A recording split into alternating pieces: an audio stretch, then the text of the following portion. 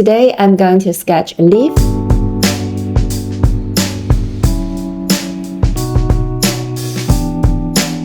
I found this leaf this morning.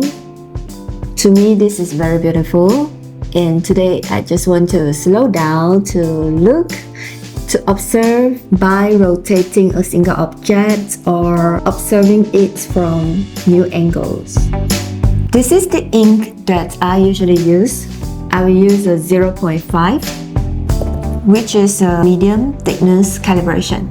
Try not to use pencil and just ink from our observation.